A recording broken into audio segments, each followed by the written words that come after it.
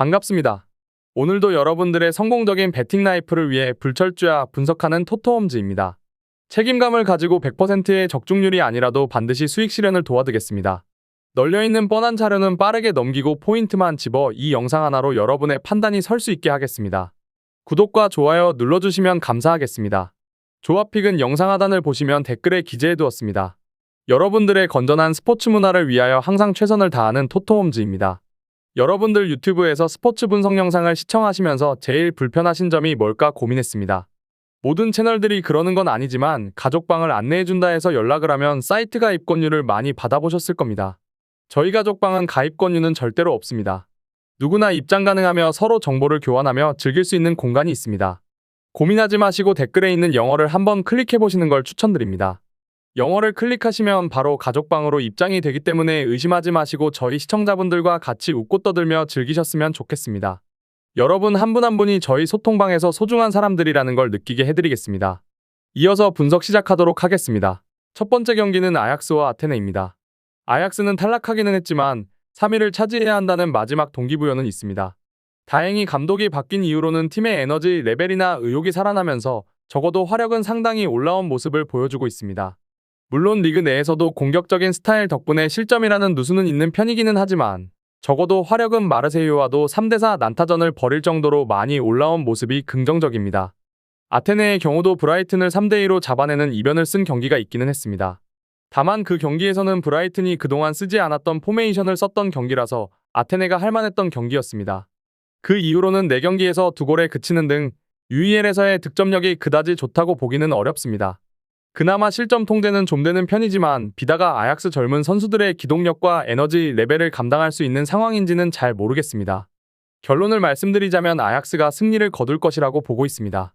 일단 아약스의 최근 단기적인 화력이나 기세가 나쁘지 않은 상황입니다.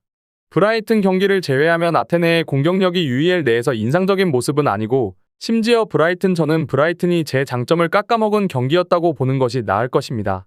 두 번째 경기는 브라이튼과 마르세유입니다. 브라이튼은 2위로 가면 PO를 치러야 하는 상황입니다. 따라서 무조건 이 경기를 이겨야 하는 상황입니다.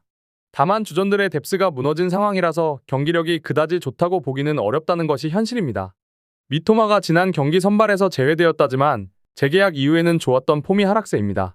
UEL에서 이런 양상이 지속되고 있다는 점도 상당히 아쉬운데 지난 경기 1대0 승리도 PK 한 방으로 기록한 꾸역승에 가까웠습니다.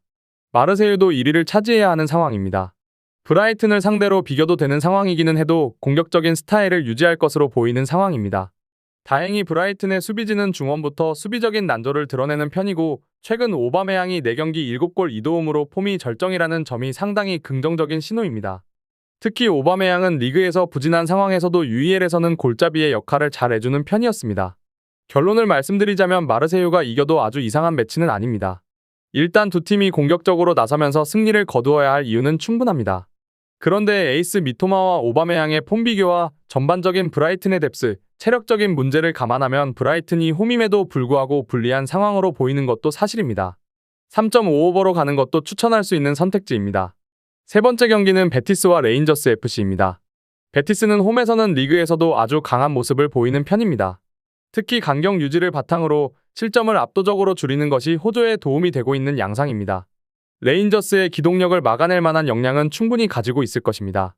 물론 기도, 카르발료가 모두 이탈한다는 점이 중원에서는 누수가 될 수 있어도 지난 경기에서는 이 둘 없이도 레알 마드리드의 공격을 1실점으로 막아내는 퍼포먼스를 보여주기도 했습니다.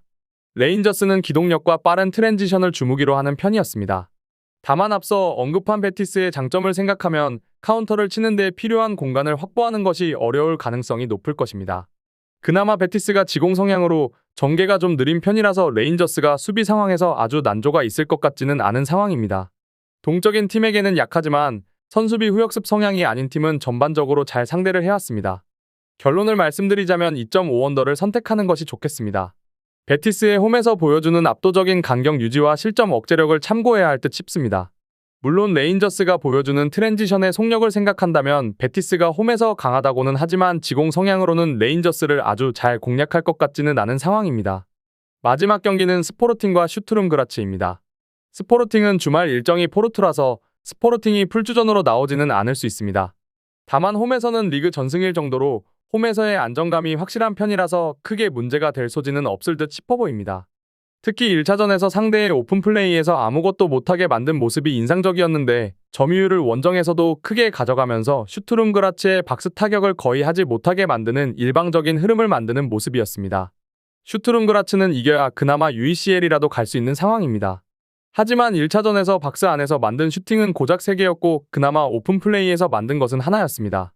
보빙이 그 와중에 한 골을 넣으면서 결정력을 보인 것은 다행이지만 자신들의 홈에서도 장점인 중앙에서의 장악력에서 밀려버리는 등 체급이라는 면에서 한계를 확실하게 느낀 경기라고 할 수 있을 것입니다.